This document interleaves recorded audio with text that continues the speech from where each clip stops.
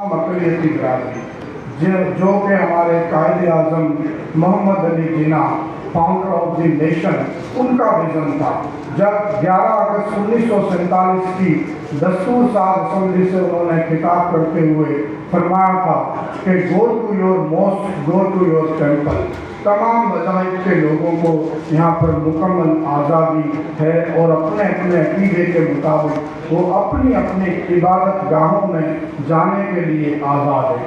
تو یہ قائد اعظم محمد علی جناح جو کہ ہمارے پاکستان کے فاؤنڈر تھے، ان کا ویژن تھا۔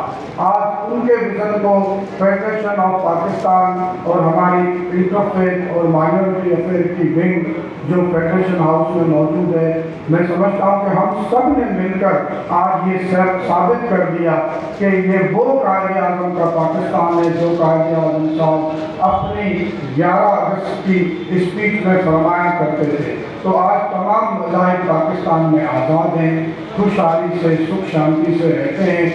جس طرح بلال بھائی